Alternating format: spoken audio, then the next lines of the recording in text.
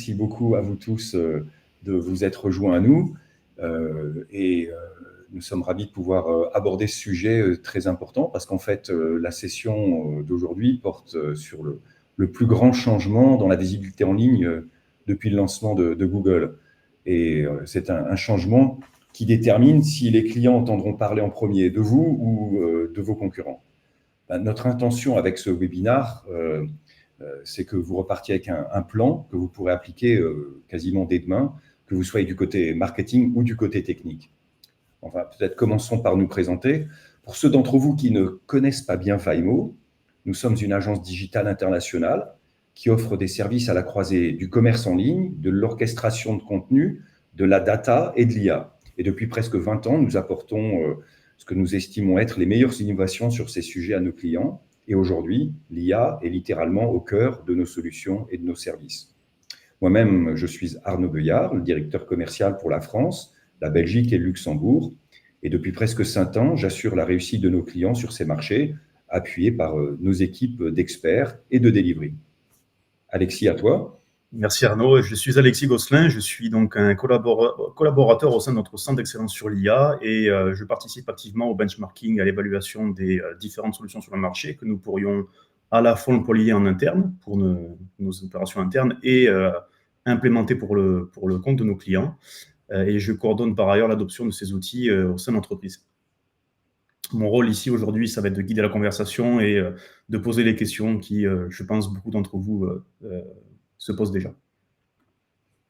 Parfait. Bien, ce que nous aborderons aujourd'hui, c'est qu'est-ce que le GEO, Generative Engine Optimization, et en quoi diffère-t-il du référencement traditionnel? Comment devenir la marque recommandée par l'IA plutôt que celle de vos concurrents? Et des moyens pratiques pour mesurer les performances de votre contenu dans les recherches IA, et puis aussi les erreurs les plus courantes que l'on fait au sujet du JO. À la fin de cette session, nous espérons que vous puissiez repartir avec des informations et une checklist que vous pourrez appliquer rapidement au sein de votre équipe marketing ou technique. Avant de passer à des éléments plus précis, nous ferons d'abord un tour d'horizon des comportements les plus récents observés et des outils disponibles. Ils nous serviront de repères face aux conclusions à tirer et aux actions à mener. Je pense que pour certains d'entre vous, ce seront peut-être des généralités, parce que le JO est un sujet qui est d'actualité et quelques entreprises ont déjà fait des avances importantes à ce sujet. Mais nous finirons par aborder des aspects plus techniques en deuxième partie. Avant de commencer, je passe la parole à Alexis pour quelques questions que nous aimerions vous poser. Tout à fait, merci Arnaud. Avant d'entrer dans le détail, peut-être, il pourrait être intéressant de comprendre dans quel type d'industrie vous évoluez respectivement, peut-être sur quel type de poste également. Si vous voulez partager ça dans le chat, n'hésitez pas. Il est ouvert.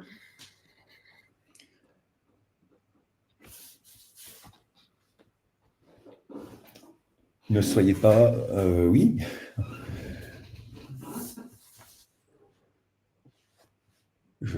J'ai l'impression que le chat est peut-être un peu difficile d'accès. Alexis, tu vois où est-ce qu'on peut l'ouvrir depuis l'écran? Il semblerait que... Voilà, ça va très bien, Aude. Ok, super. Emeline, très bien. Ok. D'accord. Merci Faustine. Paola. Ok. Virginie. Rebonjour à Virginie. Nous nous sommes rencontrés précédemment. Impeccable, très bien. Bah, écoutez, déjà, effectivement, on voit que plusieurs industries sont concernées. En tout cas, c'est un sujet qui est pertinent pour beaucoup. Tout à fait. Et pour entrer dans le vif du sujet, peut-être la première question à vous poser, c'est où est-ce que vous en êtes dans votre adaptation à la recherche IA ou au GEO?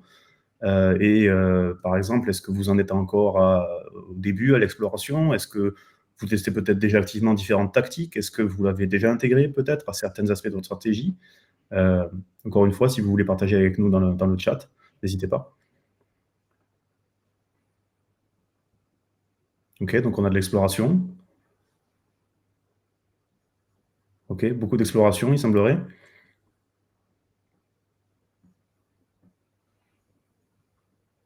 Ok, on a déjà une task force mise en place du côté de l'ICRA. et en cours de définition stratégique. OK. Pour ceux qui ont peut-être commencé à travailler sur le sujet, donc je pense essentiellement à Emmeline ici et peut-être à Aude, est-ce que vous avez déjà commencé à optimiser la structure technique de votre site? On peut parler d'HTML, JavaScript rendering, ce genre de choses. Est-ce que c'est quelque chose qui est fait, qui n'est pas encore fait, qui est planifié? Oui, il semblerait que ce soit fait.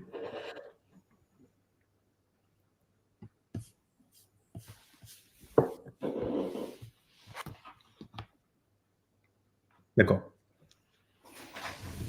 Pour certains, c'est fait. Pour certains, la stratégie est en place et est prête à dérouler.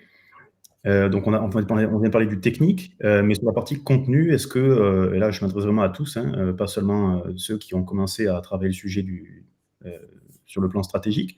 Est-ce que vous avez une idée de comment structurer votre contenu pour l'IA? Est-ce que vous partez du principe que c'est la même base que pour un bon référencement SEO? Est-ce que vous pensez avoir une idée? Est-ce que vous avez déjà une très bonne idée du sujet?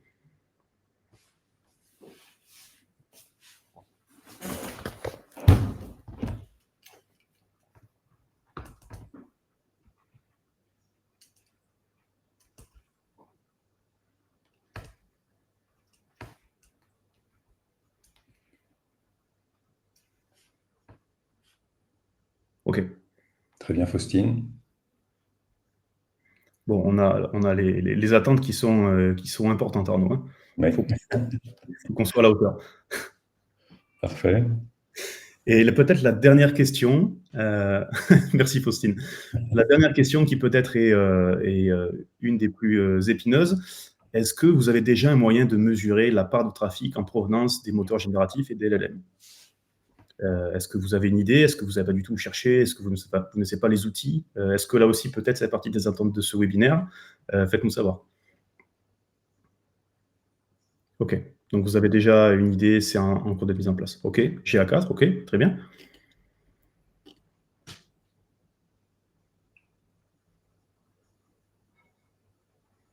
3%, c'est précis. OK. Vous avez une idée de ce qui se passe. OK, on a du Search Console. OK. Bon, c'est bien, on voit qu'il y a vraiment toute une variété de cas ici. On a des gens qui effleurent la stratégie, on a des gens qui sont déjà dans la mise en place du tracking, qui sont voire même dans l'implémentation de certains outils. C'est intéressant. Peut-être que Ben, on voit bien que le géo est un sujet d'actualité, hein, que ça préoccupe beaucoup de gens. Effectivement, il y a différents niveaux de maturité, mais c'est un sujet que tout le monde a à l'esprit. Bon, la question cruciale, finalement, c'est comment est-ce qu'on va arriver à faire que vos produits apparaissent lorsqu'un prospect ou un client pose la question à un assistant IA, ou est-ce que ce sera celui de vos concurrents? Donc, commençons par un peu de contexte. Aujourd'hui, les gens, vous, nous, nos clients, vos prospects, y compris mon beau-père de 85 ans, cherchent non plus seulement des informations sur un produit ou un service, mais vraiment une solution à leurs problèmes. Ou alors des informations sur vos produits et services, mais avec une explication et une justification. Et ils obtiennent ces réponses directement à partir d'outils d'IA et plus simplement à partir de Google. Donc, dans certains marchés, peut-être pas encore en France, Alexis reviendra dessus, Google AI Overviews, ChatGPT, bien sûr, qui est probablement l'outil le plus utilisé, Perplexity, Bing Copilot, Claude, Mistral, et tout ça, effectivement, sans visiter de web non plus, de site web non plus. Donc, d'ailleurs, Alexis, est-ce que tu peux partager ton analyse sur lequel de ces outils est le plus utilisé ou le plus approprié à quel type de tâches? Ils sont différents, mais par le passé, tu m'avais donné ton analyse que peut-être ils étaient l'un plus spécifique pour un type d'activité ou de recherche que l'autre. tout à fait, c'est vrai qu'il y a encore, je dirais 6 mois, j'avais une utilisation spécifique d'outils par cas d'usage. Je me rappelle me servir beaucoup de Perplexity pour faire de la recherche. Et puis là, on parle moins de JIO, mais plus de Claude ou de ChatGPT pour vraiment processer l'information que j'avais collectée avec Perplexity. Bon, maintenant, il se trouve que sur Perplexity, on peut choisir le modèle que l'on souhaite utiliser pour dynamiquement chercher de l'information. Et on peut en fait utiliser les modèles que par le passé j'utilisais à part. Tout ça pour dire que les cas d'usage se floutent un petit peu et en fait, beaucoup d'outils deviennent équivalents. On a beaucoup d'éditeurs qui prennent des chemins parallèles. On a par exemple Perplexity qui a lancé son moteur de recherche Comet.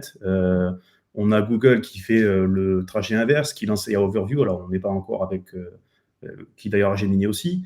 Ce qu'il faut garder en tête, c'est que quand on parle de volume, tu me parlais de cas d'usage, Arnaud, mais quand on parle de volume à proprement parler, c'est Google qui sort en premier. L'année dernière, il y avait 373 fois moins de recherches sur ChatGPT qu'il y en avait sur Google. Alors, là, on parle de Google en tant que le moteur de recherche que l'on connaît, mais ce qu'il faut comprendre, c'est que Google AI Overview, c'est un rollout mondial. On n'a pas encore la chance d'avoir ça en France, mais ça devrait être le cas bientôt. Et ce que ça signifie, c'est que optimiser pour Google devient une priorité pour beaucoup de marques, puisque ça reste la part principale du trafic. Maintenant, la réalité, c'est qu'il y a de plus en plus de personnes qui passent par un LLM, donc qui ne vont pas sur Google, ou alors qui y vont ultérieurement.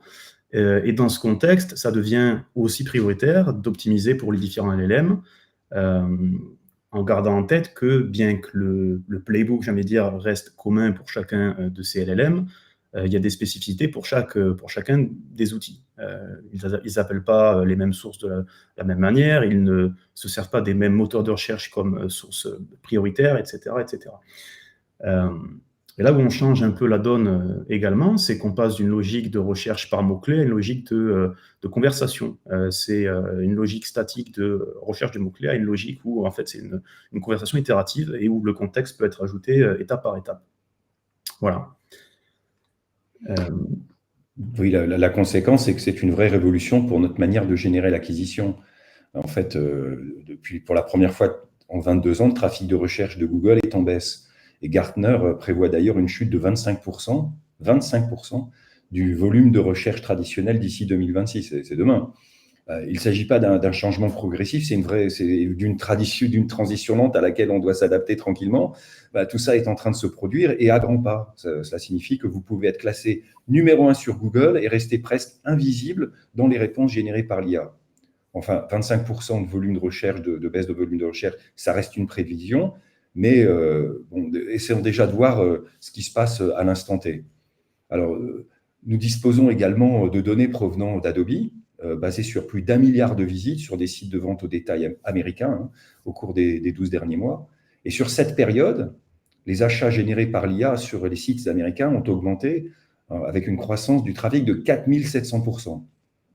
Bon, ils partaient de zéro, mais néanmoins, ça fait une croissance spectaculaire, une tendance marquée qui continue. Dans le même temps, le taux de conversion, donc le nombre de visites qui se transforment en achats, est resté inférieur à celui des sources de trafic non liées à l'IA, donc ce qui passe par Google ou le SEO standard. Et cependant, on voit très clairement que cet écart se réduit. En juillet 25, le trafic provenant de sources d'IA génératives était de seulement 23% moins susceptibles d'être convertis par rapport au search classique, contre 49% en janvier et 38% en avril. Donc la tendance est là également.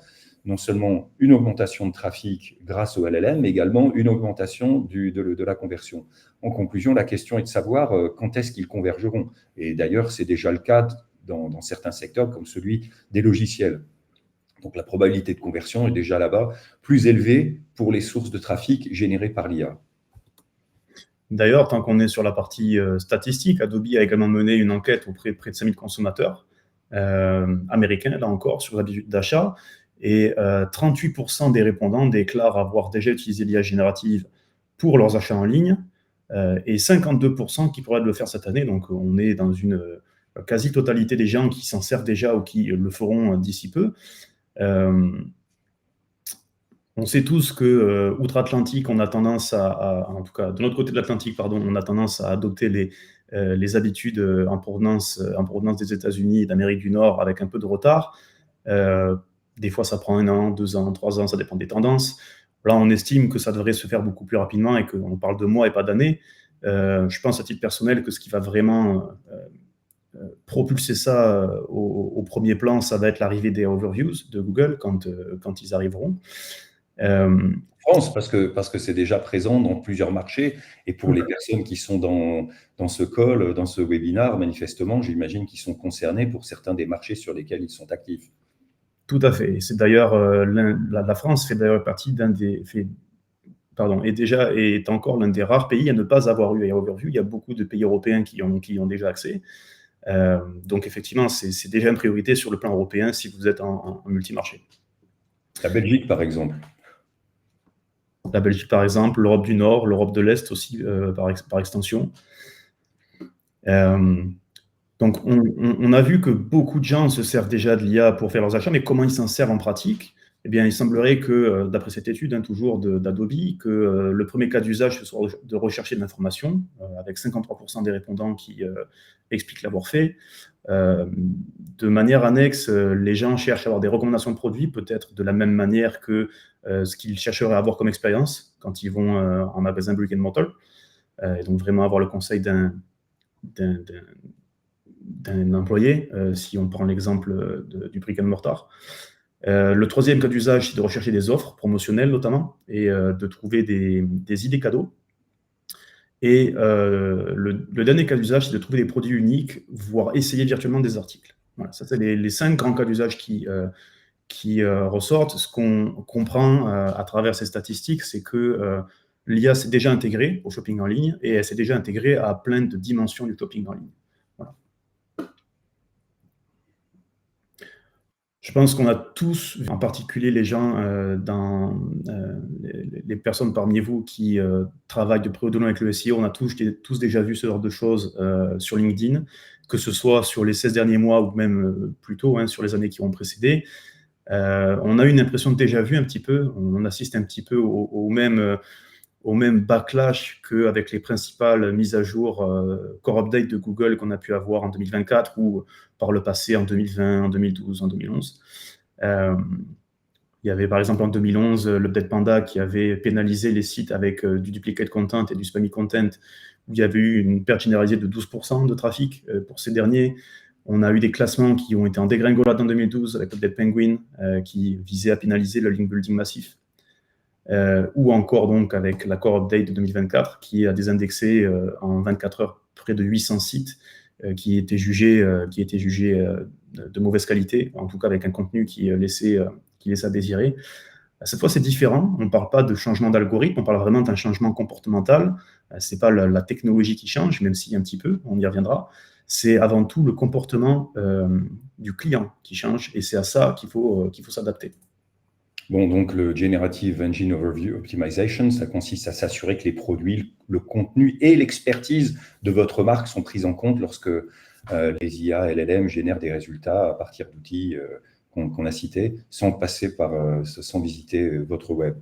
Alors que le référencement naturel SEO vise à obtenir un bon classement sur une page, le GEO vise à devenir la recommandation donnée par l'IA. Donc prenons l'exemple de l'achat d'un vélo. Si vous pensez à du référencement naturel SEO, qui peut vous permettre d'être classé parmi les meilleurs vélos de ville, le GEO garantit que lorsqu'un client demande l'aide d'une IA pour acheter un vélo, elle agira presque comme un vendeur ou un meilleur ami qui est spécialiste sur les vélos, auquel vous demandez conseil, et elle s'efforcera de comprendre mes besoins particuliers pour aboutir à quelque chose comme je fais 10 km pour me rendre au travail le matin, je traverse le bois de Boulogne sur des chemins de terre, j'ai donc un mélange route, rue, chemin de terre, j'ai besoin de beaucoup de visibilité, je cherche un vélo qui nécessite peu d'entretien et que je peux facilement ranger dans ma cage d'escalier. Et vous, en tant que fabricant ou retailer, vous voulez que votre marque et modèle de vélo figurent parmi les meilleures recommandations, mais vous ne pouvez pas réfléchir en SEO avec cage d'escalier, chemin de terre, etc. Il s'agit de définir un contexte. Mais déjà une question, Alexis, est-ce que tu peux nous dire 2 mots de la différence entre tous les mots dont on entend parler, GEO, JSEO, AIO, JAIO, LLMO, est-ce que de quoi est-ce qu'on parle en fait là? Écoute Arnaud, on parle en pratique de la même chose. J'ai envie de dire, c'est un petit peu comme si on pense à un meilleur ami, on connaît tous quelqu'un qui a un surnom, c'est un petit peu pareil ici. Ils se réfèrent tous au même concept. Donc le concept, de manière générale, c'est la manière d'optimiser votre référencement pour les LLM et les moteurs génératifs. Et on a effectivement tout un tas de cycles, GEO pour Generative Engine Optimization, AEO pour Answer Engine Optimization, GAIO pour Generative AI Optimization, et il y en a encore plein d'autres. Ce qu'il faut comprendre, c'est que c'est la même chose. En tout cas, Cousin, quoi. Voilà, tout à fait. D'accord. Mais du coup, ça nous ramène effectivement à une question, à un autre sigle qui est le SEO, qui n'est pas nouveau. Et la question qu'on se pose souvent, c'est qu'en est-il du SEO par rapport au JEO, en quoi il diffère, en quoi il se rapproche, et peut-être que de commencer avec certains exemples, c'est la meilleure manière d'expliquer le concept. Donc, comme on l'a dit, le SEO concerne le classement d'une page ou d'un site. Le SEO consiste vraiment à devenir la recommandation donnée par l'IA. Donc, ça passe par plein de choses qu'on va détailler maintenant. Si on prend l'exemple d'une requête type meilleur ski tout-terrain, qui est donc ce que vous avez à l'écran maintenant, sur une recherche traditionnelle, vous allez avoir une liste de résultats, vous allez avoir sûrement des snippets de sponsored content, comme on voit ici avec les images en haut de la page. L'idée, c'est de ranker le plus haut possible sur cette page, sur cette requête-là. Voilà, donc l'utilisateur va cliquer sur plusieurs liens, va surfer et va découvrir, on l'espère, pour lui, quelque chose qui convient à son besoin. Mais s'il ne trouve pas, ce qu'il risque de faire, c'est d'affiner sa requête, et peut-être d'avoir une requête un peu plus longue, du type « quel est le meilleur choix de ski pour le ski alpin » ou « quel est le meilleur choix de ski pour le ski hors piste », admettons. Et dans ce cas de figure, dans beaucoup de pays maintenant, il y a une nouvelle dimension qui donc sont les Google AI Overview, qui s'affichent en premier, avant tout autre type de résultat. Et ça, déjà, ça aiguille un petit peu dans cette logique de conversation dont on parlait tout à l'heure, où en fait, c'est une réponse qui est générée dynamiquement à partir de plusieurs extraits de contenu de plusieurs sites. Voilà, ça aiguille un petit peu plus, mais ça enlève une part de trafic qui, historiquement, est attribuée au site. Disons que si la personne trouve son compte dans cette AI Overview, elle n'ira peut-être pas cliquer sur les sites plus bas. Voilà. D'ailleurs, on peut peut-être recommander à ceux qui nous regardent, puisque Google Overview n'est pas encore disponible en France, peut-être utiliser un VPN pour aller tester ça dans d'autres pays, pour voir comment ça marche, j'imagine. Tout à fait. Ça peut être une expérience intéressante. Peut-être une petite parenthèse ici, il semblerait que, par mes expériences en tout cas et par ce que j'ai pu lire, que les requêtes longues et les requêtes type conversationnel soient les plus à même de déclencher l'apparition des AI Overview. Moi, à titre personnel, je suis basé en Suède. Je les ai maintenant à peu près sur tout type de requêtes, qu'elles soient longues, courtes, tout type de requêtes, mais au tout début, quand c'est arrivé il y a quelques mois, les overviews ne sortaient que sur des requêtes longues ou des requêtes type question. C'était très fréquent que ce soit le type de requête qui déclenchait leur apparition. Parenthèse fermée. Si jamais l'utilisateur ne passe pas par Google ou ne trouve pas son compte par Google, il y a fort à parier qu'il risque de se servir d'un LLM, donc par exemple ChatGPT, comme on voit à l'écran, et on retrouve cette dimension conversationnelle qu'on a de manière minime avec les AI Overview. La différence, c'est qu'on peut vraiment le pousser au niveau supérieur et progressivement affiner l'information pour que, si on n'a pas la bonne information sur la première passe, on l'ait progressivement. Voilà. Ça agit un petit peu comme un ami, c'est l'analogie qu'utilisait tout à l'heure Arnaud, un ami qui essaie de vous guider vers un résultat impartial, avec des gros guillemets, jusqu'à la recommandation, voire à l'achat. On a maintenant beaucoup d'éditeurs, dont Google, qui est en train de miser gros dessus, qui sont en train de développer des solutions d'achat agentique pour que du coup les IA puissent passer l'achat pour vous. Donc on peut théoriquement aller jusqu'à la fin du parcours d'achat de cette manière. Et par ailleurs, si vous avez votre propre compte, chose qui est très très courante, en tout cas avec ChatGPT, l'IA peut se nourrir du contexte de votre historique de conversation pour affiner ses résultats et pour du coup être le plus impartial possible vis-à-vis de la requête que vous lui posez. Très bien. Revenons au client, en fait. De manière générale, il existe deux types d'interactions entre les clients et le JO que nous devons prendre en compte. Informative et commerciale. Donc, les requêtes informatives, ça va être la recherche d'une réponse complète avec, pour vous, l'objectif d'être cité comme une référence. L'intention du client, là, est d'en savoir plus sur un sujet en particulier. Là, dans cet exemple, quelle est la crème solaire la plus sûre pour les enfants, par exemple. vous voulez en savoir plus sur un sujet, cela va finir par ressembler à une expérience de type terrier de lapin. Vous allez dans des différentes branches pour approfondir votre requête et vous finissez par en fait en savoir plus sur le sujet et obtenir une liste de sources fiables que vous pouvez consulter pour approfondir encore et encore et encore le sujet. Et puis, donc ça, en continuant d'ajouter des questions et des préférences dans un format purement conversationnel, même plusieurs jours après avoir commencé. Et puis, il y a des requêtes de type commercial, transactionnel. Donc, l'IA pose des questions, puis recommande des produits particuliers. Là, l'objectif, c'est de figurer dans cette liste restreinte. L'intention du client est d'acheter un produit ou un service. Là, le JIO optimise différemment pour chaque cas. L'informationnel concerne la mise en confiance et le commercial concerne la disponibilité et les données sur le produit. Si l'utilisateur le souhaite, il continue encore à poser plusieurs questions en créant encore une fois une conversation, comme s'il en parlait à un ami et en qui il a vraiment confiance et qu'il considère comme impartial et expert.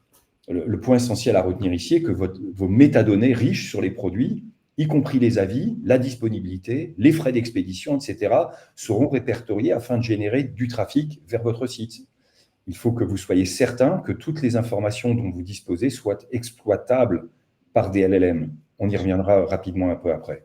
Est-ce que tu as un exemple, Arnaud, de quelque chose que tu as pu trouver de cette manière, peut-être notamment avec les avis, je pense aux avis, si je me rappelle bien de ton exemple. En effet, je t'avais raconté que je cherchais une bâche pour couvrir la Golf de mon fils, qui doit rester garé dehors un certain temps lorsqu'il se déplace. Eh bien, j'avais énormément d'options de choix de bâches pour automobile, mais aucune qui me donnait l'information complète. Effectivement, je cherchais quelque chose qui était imperméable, doux à l'intérieur pour ne pas faire de rayures, qui pouvait s'attacher pour éviter de partir quand il y a du vent, plutôt de couleur claire.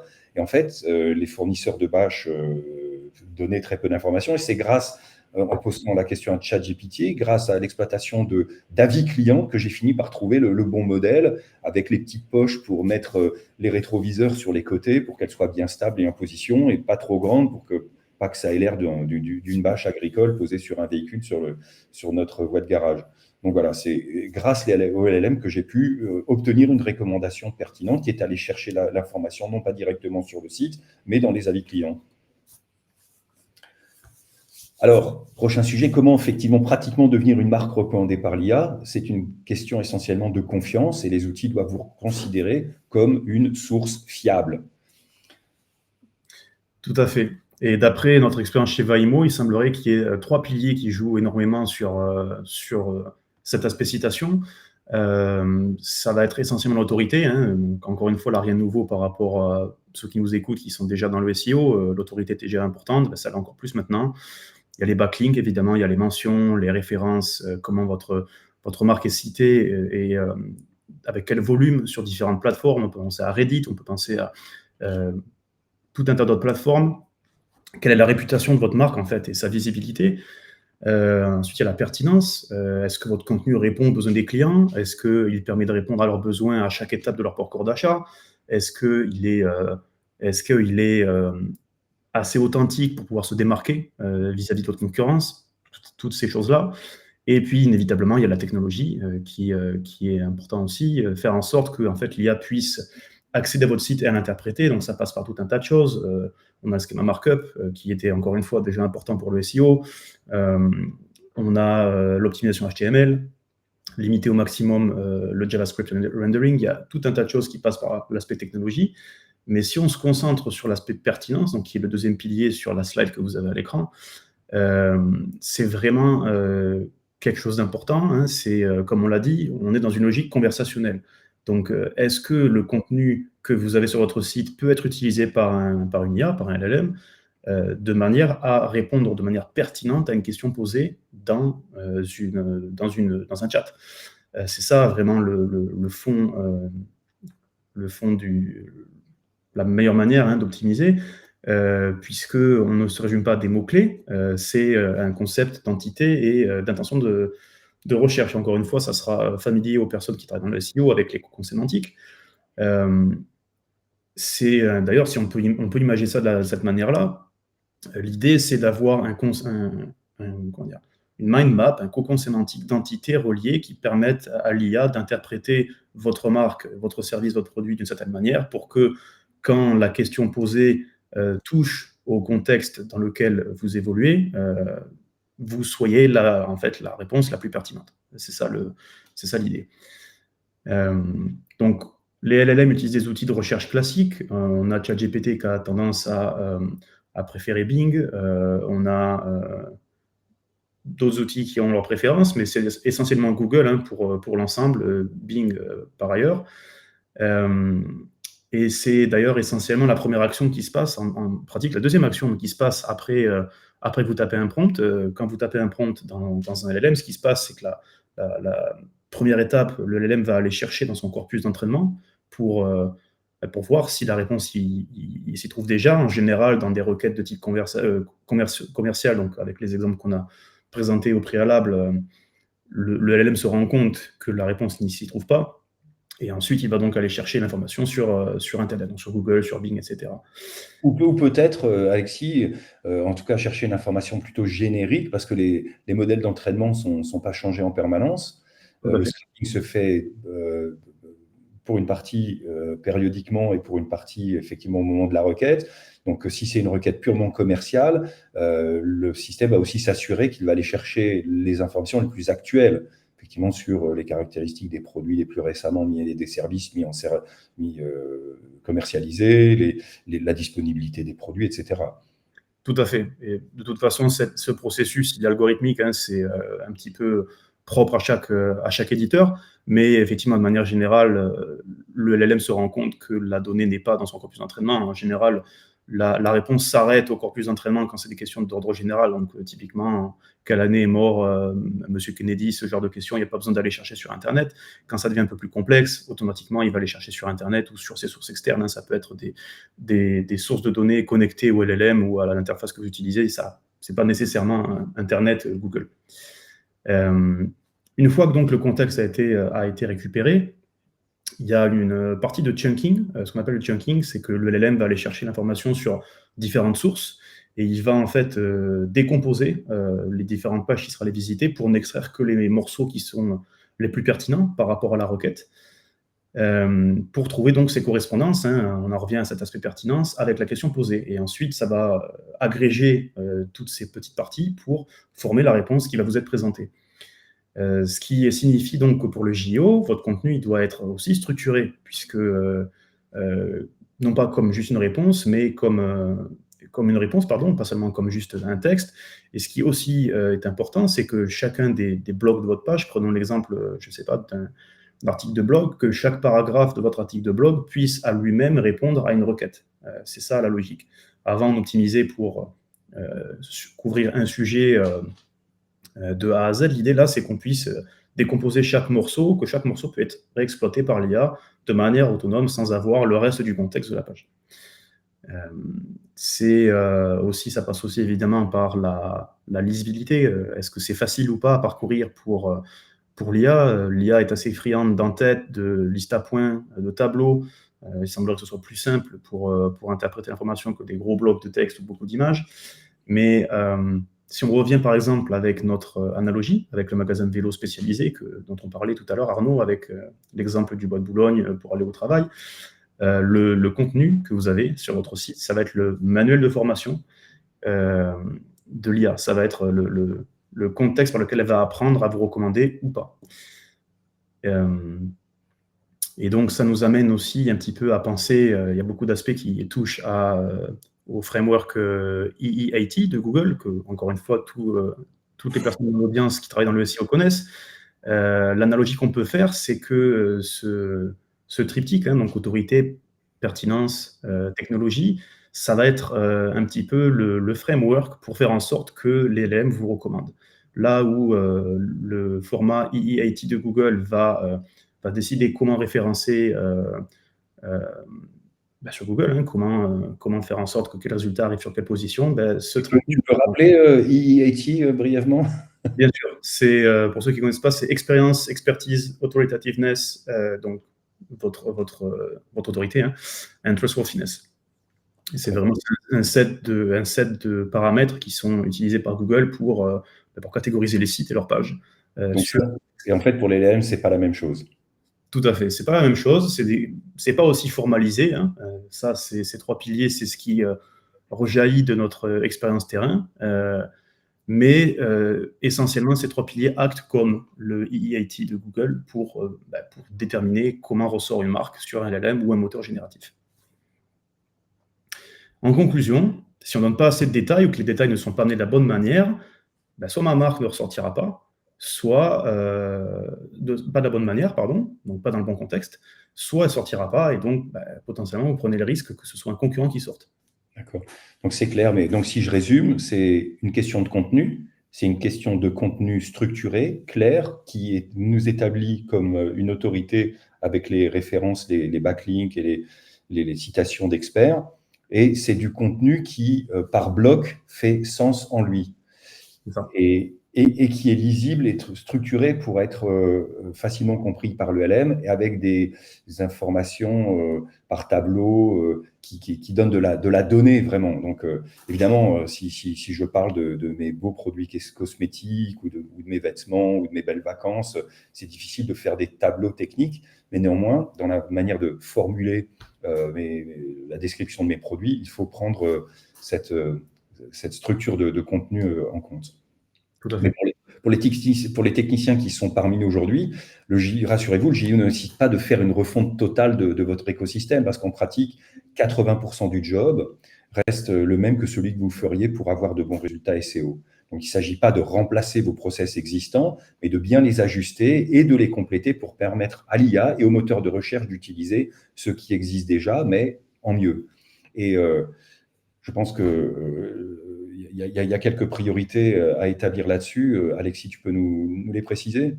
Tout à fait. Donc là, on fait vraiment référence au troisième pilier que vous aviez sur la slide d'avant, donc l'aspect technique. La première priorité, c'est l'indexabilité et l'accessibilité de votre site, hein. Donc, c'est ce que je disais un peu plus tôt. Avec quelle facilité l'IA pourra crawler votre site.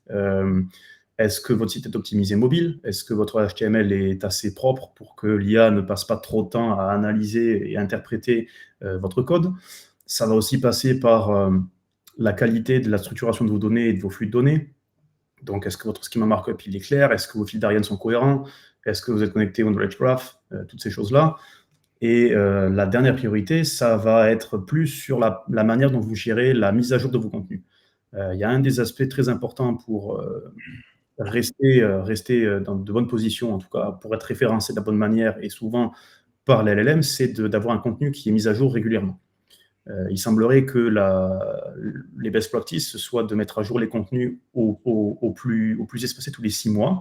Donc en fait, le troisième aspect, c'est comment faire en sorte que vos process internes, vos ressources, vos méthodes de travail permettent en fait à vos équipes produits et marketing de mettre à jour ce contenu sans goulot d'étranglement, sans avoir par exemple besoin de faire appel à vos ressources IT à chaque fois, de manière autonome et régulière.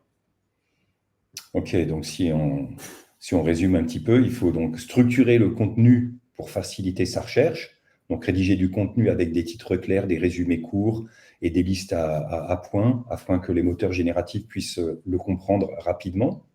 Vous assurer que chaque section apporte une réponse complète et autonome, même si elle est sortie de son contexte. Ensuite, renforcer votre autorité et votre crédibilité. Donc, montrer que votre contenu et vos idées proviennent de personnes crédibles, telles que des experts en la matière, des partenaires, etc. Et incluer leur biographie ou leurs références lorsque cela est possible. Renforcer la confiance en ajoutant des éléments tels que des notes, des avis clients, du contenu généré par les utilisateurs, des récompenses et des témoignages. Utiliser des données, des citations et des faits que les LLM peuvent facilement repérer et référencer. Ensuite, configurer des canaux personnalisés dans l'outil de tracking qui montreront l'impact des outils IA sur le trafic, les transactions et les revenus du site. Configurer un tableau de bord qui suit la visibilité des mots-clés du site dans AI Overview, parce qu'il arrive, et en tout cas pour certains d'entre vous qui sont déjà actifs sur d'autres marchés que la France, c'est déjà utilisé, il faut le prendre en compte. Et puis d'autres solutions similaires à l'aide d'outils tels que SEMrush ou Ahrefs, et surveiller les tendances et les changements. Encore 2 points. Assurez-vous que le site web est indexable et optimisé. Donc, évitez le rendu JavaScript pour les robots, pour les moteurs de recherche moins performants que Google, par exemple, comme Bing. Et enfin, utiliser toutes les fonctionnalités de données structurées recommandées, articles, produits, organisations, etc.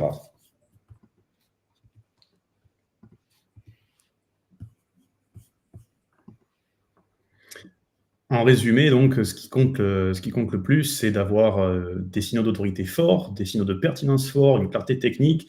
Et je vais ajouter un point qui n'est pas précisé ici, mais de l'authenticité.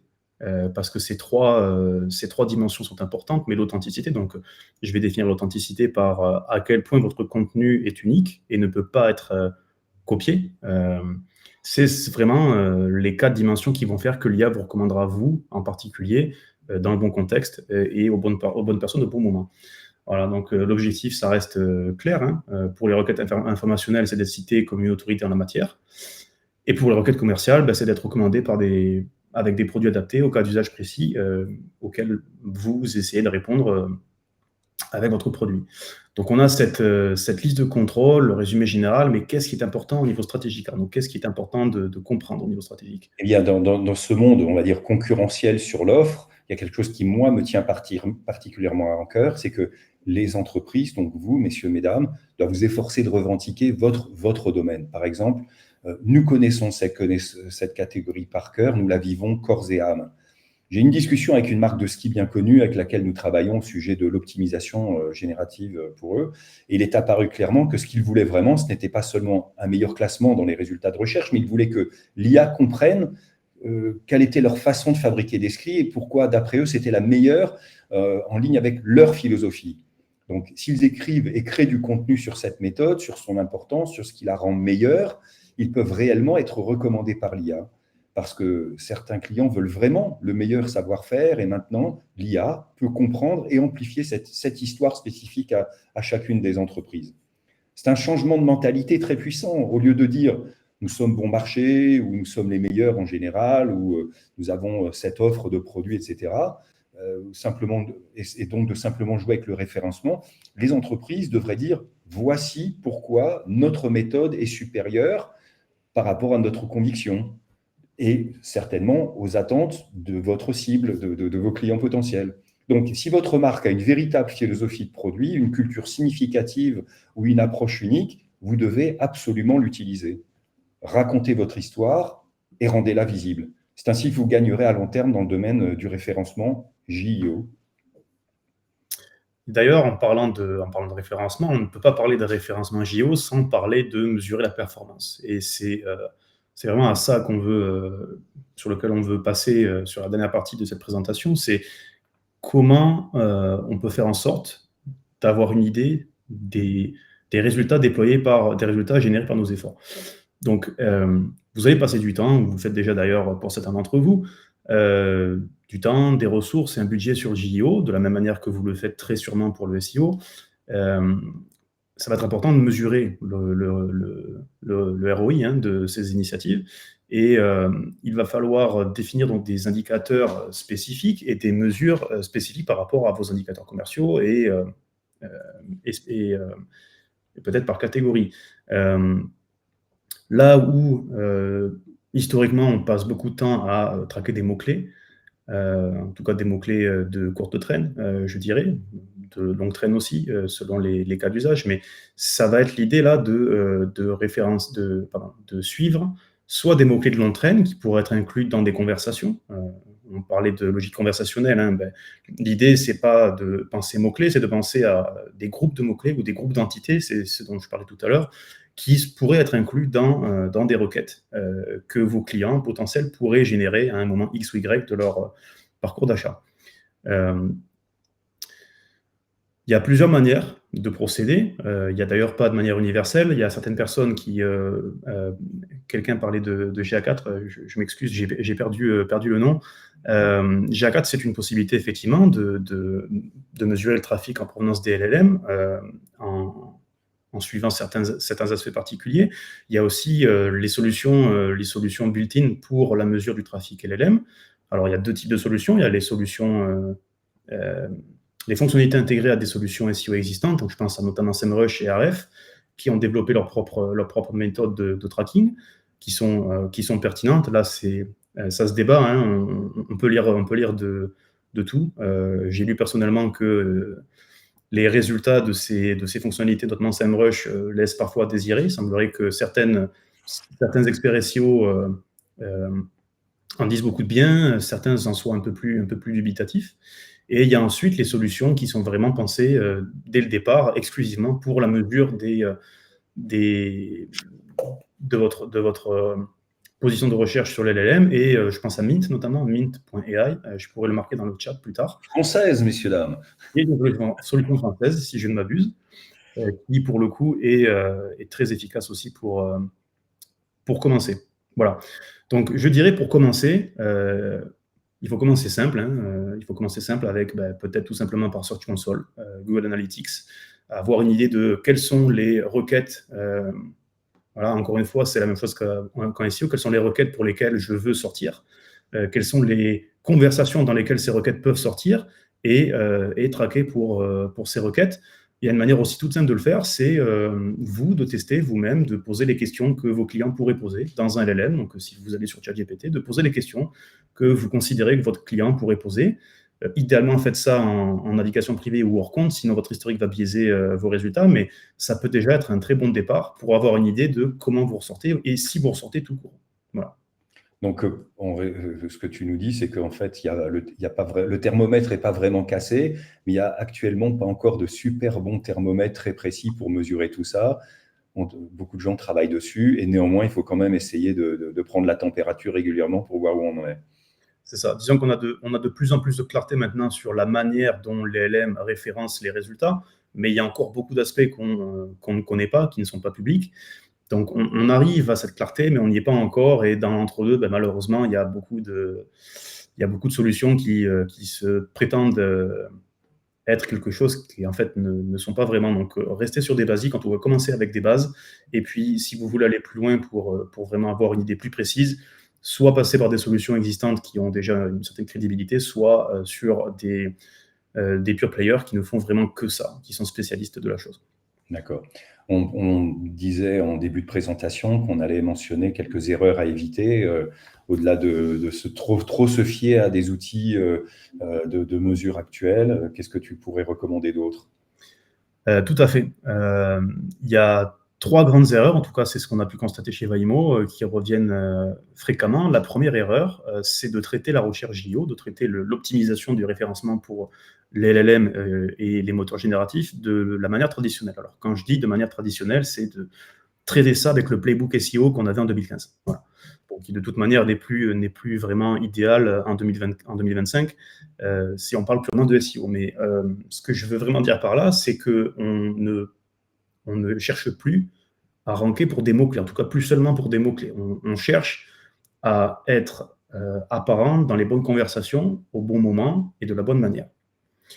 Et donc ça change un petit peu la manière dont on approche la chose, puisqu'on ne cherche pas à ranker pour un terme, on cherche à être la réponse idéale à une question. Donc ça change un petit peu le paradigme. La deuxième erreur qu'on voit assez souvent, c'est de négliger le technique. On en a parlé sur les slides précédentes. Il y a plusieurs aspects à ce technique. Il y a évidemment votre tech stack, donc le rendu HTML, le JS rendering, toutes ces choses-là, la crawlabilité de votre site, mais il y a peut-être aussi la partie ressources humaines. Peut-être que vos équipes ne sont pas à jour sur ces sujets. Peut-être qu'il va falloir les challenger pour développer leurs compétences, pour qu'elles soient à même de comprendre ce changement de paradigme et d'y répondre de manière idéale. Il y a peut-être aussi des aspects plus expérience utilisateur. Peut-être que ça peut être simplifier certaines parties de votre expérience utilisateur, ou d'ajouter du contexte dans certaines autres. Ça peut être pas mal de choses. Ça peut aussi passer par les restrictions. Je pense à Cloudflare notamment, qui s'est fait un fervent défenseur de bloquer les bots pour éviter que les sites sautent avec trop de trafic de la part des LLM, de bloquer le crawl de votre site par certains crawlers. Ça peut aussi prévenir ceux qu'on aimerait qui viennent visiter notre site. Oui, c'est au détriment des bons crawlers, quoi. Voilà, cette mesure préventive peut en fait être à double tournant, en fait.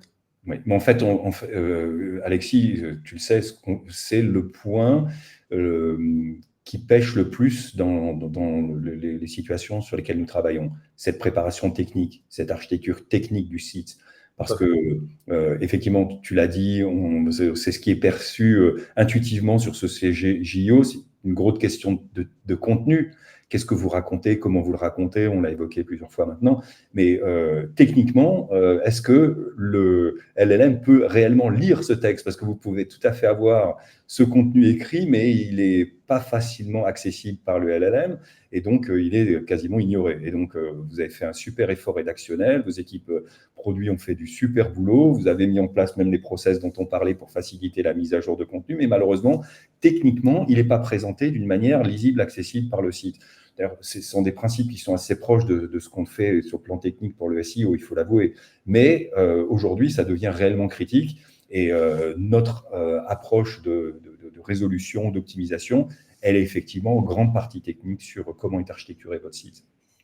Tout à fait. D'ailleurs, tu viens d'expliquer plus ou moins ce que je voulais spécifier pour le dernier point, hein, c'est que cette stratégie de contenu spécifique pour l'IA, c'est avant tout alors c'est effectivement une stratégie de contenu, on a parlé d'authenticité, les blocs sont interdépendants, etc., mais c'est aussi du technique, hein, c'est que c'est le balisage, c'est le travail sur les entités côté contenu, est-ce que, comme on l'a dit, hein, est-ce que votre pipeline de contenu est en capacité d'être mis à jour régulièrement, est-ce que vos contenus sont mis à jour régulièrement, comment vous faites en sorte que les choses que seul vous pouvez dire pour créer l'autorité de l'expérience soient dites, pour qu'encore une fois, vous capitalisiez sur cet aspect pertinence.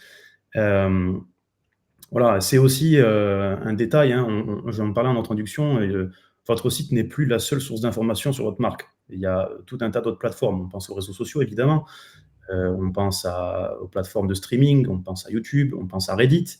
Parenthèse, pour ceux qui ne savent pas, Reddit a signé un accord exclusif avec OpenAI pour que OpenAI soit en mesure d'entraîner leur modèle sur le corpus de contenu de Reddit. Et d'ailleurs, il se trouve que ChatGPT, l'une des premières sources prioritaires avec lesquelles il va chercher du contenu, il y a plusieurs types. Il y a les sites institutionnels type Wikipédia ou gros médias comme Forbes, mais il y a en seconde place les plateformes comme Reddit. Et c'est d'ailleurs pourquoi, Arnaud, tu as sûrement pu trouver ta page de couverture de voiture à travers un avis client, parce que c'est peut-être un thread Reddit qui en parlait, et c'est comme ça que le LLM a remonté ton résultat. Voilà. Et une deuxième statistique intéressante sur la partie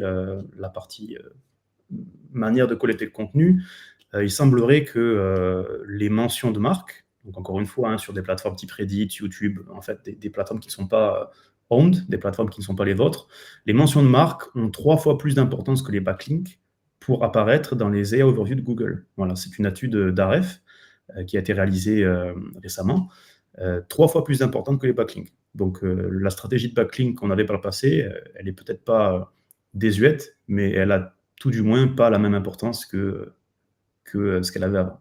D'accord, je reprends un peu aussi l'analogie du thermomètre de tout à l'heure en disant que il faut avoir le bon thermomètre, même si aujourd'hui on n'est pas certain qu'on en ait un très fiable.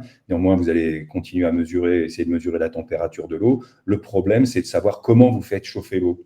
Donc, c'est cet aspect technique et cet aspect méthodologie, stratégie au sein de l'organisation pour arriver à créer ce résultat de contenu lisible, accessible. Et puis, bon, on l'a dit, mais malheureusement, effectivement, on peut avoir aujourd'hui d'excellents résultats dans les rapports SEO et puis être totalement invisible dans les recherches basées sur l'IA. Tout à fait. D'ailleurs, c'est un angle mort dangereux. OK. Donc, la question est comment s'y prendre, par où commencer? Bien écoutez, des échanges qu'on a avec nos clients et prospects, la première chose qu'ils se disent, bon, il faudrait qu'on sache où on en est exactement. Et effectivement, la nécessité de faire un audit s'impose pour comprendre quelles sont vos méthodologies ou vos approches sur la création de contenu, comment effectivement vos équipes rédactionnelles maîtrisent la transformation de travailler sur du contenu approprié au SEO à du contenu approprié au JIO, quels sont des éléments techniques déjà en place, éventuellement les freins qu'on peut observer, et quelles seraient les modifications qu'on pourrait faire sur ces aspects de création de contenu, d'organisation interne, d'outils ou de configuration de votre site pour obtenir des quick wins. Et puis, après ça, c'est essentiel d'envisager une amélioration continue, comme vous l'avez fait depuis 10 ans ou plus maintenant sur le SEO. Vous savez que la bataille n'est jamais gagnée et qu'il faut continuer à s'améliorer en permanence. Et d'ailleurs, malheureusement, c'est exactement la même situation qu'avec le SEO. Donc, chaque mois que vous perdez aujourd'hui pour mettre en place une activité JO solide au sein de votre entreprise, eh bien, vos concurrents, eux, alimentent les modèles d'IA qui mémorisent et apprennent au fil du temps ce que font vos concurrents et finissent par leur faire confiance comme des sources fiables. Donc, le fait d'attendre ne fait que rendre pour vous ou pour les autres qui ne sont pas actifs la tâche de plus en plus difficile pour gagner cette position de recommandation ultime. Donc, pour l'audit, nous sommes convaincus et d'expérience qu'il faut un partenaire capable de couvrir 3 piliers essentiels pour la mise à place d'un pipeline de contenu qui sont la partie technique, pour gérer l'autorité, la pertinence, la technologie, le contenu, encore une fois, pour s'installer comme une autorité pertinente et ensuite les outils d'analytics pour, malgré leur fiabilité limitée aujourd'hui, avoir en tout cas une opportunité, faire du tracking et savoir comment vous investissez votre énergie, votre temps et vos budgets le plus efficacement possible pour obtenir les meilleurs résultats. Donc c'est évident, Arnaud, que partir d'un audit, c'est la première chose à faire, mais est-ce que tu peux nous présenter quelle forme ça peut prendre? Comment on peut adapter ça aux différentes situations, puisqu'on a des niveaux de maturité assez différents. On a pu le voir en début quand on posait les questions à l'audience, et puis on a vu aussi que les types d'industries sont assez différents aussi. Comment on peut adapter cet audit à ce contexte individuel? Oui, eh bien écoutez, donc c'est spécifique au JO. Donc, si votre partenaire SEO actuel n'est pas extrêmement solide en JO, vous a pas proposé encore la chose, effectivement, nous proposons un audit qui prend en compte ces différents niveaux de maturité et contexte, parce que du B2B, du B2C, du D2C seront des éléments assez différents. On gérera la problématique différente si vous êtes en vente directe à des clients finaux ou si vous fournissez des distributeurs, des grossistes, la problématique sera différente. Pour nous, il est important d'analyser ce qui est en place et ce qui reste à faire avec l'idée de s'assurer d'une mise à niveau continu.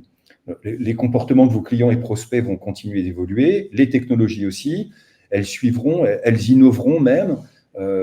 L'important, c'est de rester alerte et de vous adapter sur les aspects commerciaux et les aspects techniques pour garantir votre visibilité ainsi que la pertinence de votre visibilité. Notre expertise est à l'intersection du commerce en ligne, de l'expérience client et de la technologie. Et ça nous permet de vous fournir une vue d'ensemble complète en fonction de vos besoins spécifiques, comme je l'évoquais à l'instant.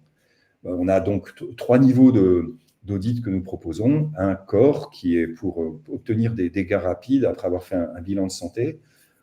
Un audit standard qui ajoute là la préparation de votre plateforme à l'IA d'une manière plus approfondie. Et puis un complet qui rajoute des benchmarks sur vos concurrents et une réelle stratégie de contenu. Donc l'audit complet lui-même va au-delà du simple JO et SEO technique et se concentre également sur le contenu et la stratégie de croissance à long terme basée sur l'analyse de votre environnement concurrentiel.